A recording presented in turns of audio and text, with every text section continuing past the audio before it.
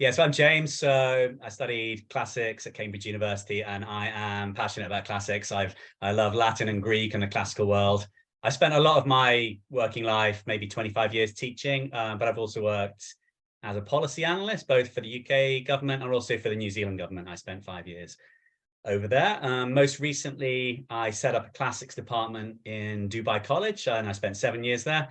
Had a fantastic time, achieved amazing results, and I felt like my job was done there and I needed a change. And someone showed me the UKVS, and I thought this could be exactly what I'm looking for. And it's just been a brilliant journey. I joined SID in January, and we set up a Latin class from scratch. So I've got a year 7 beginners class.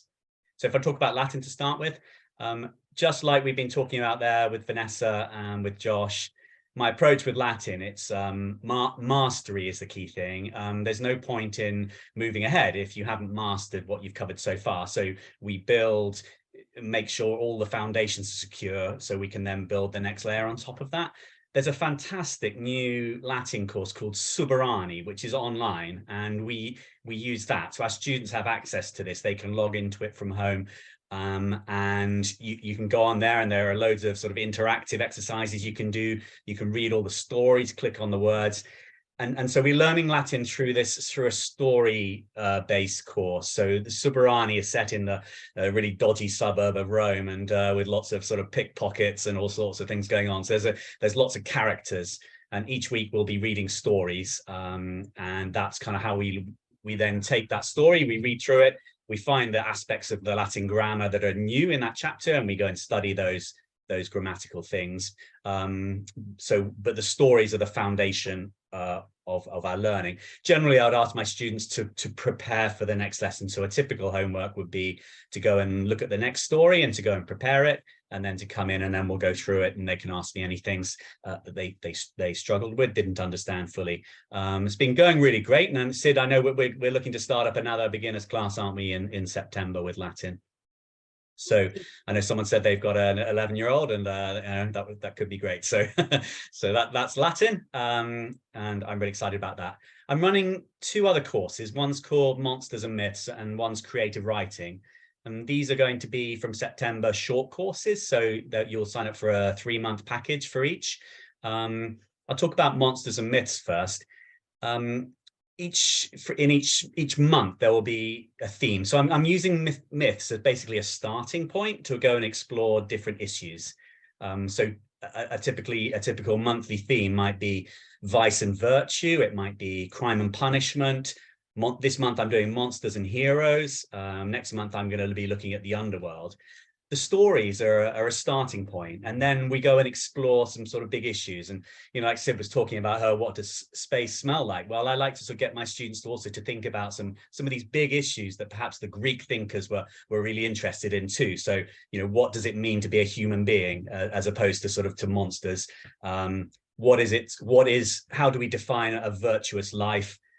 Should loyalty to your family come before loyalty to your country, and those sorts of things?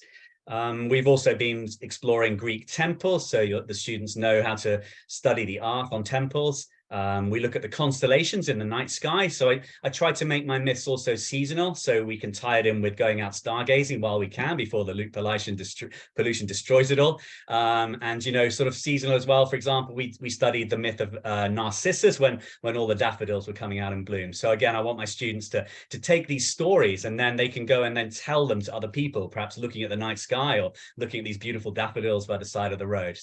So that's Monsters and Myths, and it's going really well, and I'm really excited about taking that forward from September into a 3-month standalone course.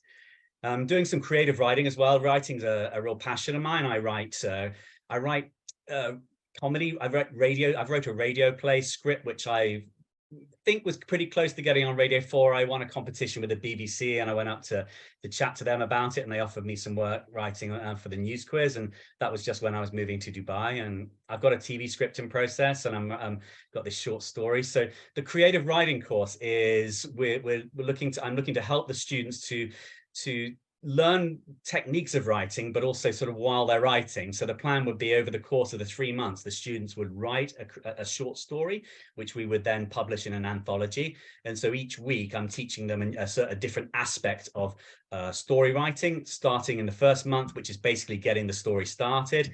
In the second month, we're looking at plot and structure and dialogue. And the third month is going to be about polishing your writing and editing. And then we're looking to get these stories all really beautiful. And there's a real sense of achievement at the end. I've talked way too much, but hopefully you've got an idea about the kind of things I'm teaching. So if you've got any questions, I'd love to get answered. Thank you.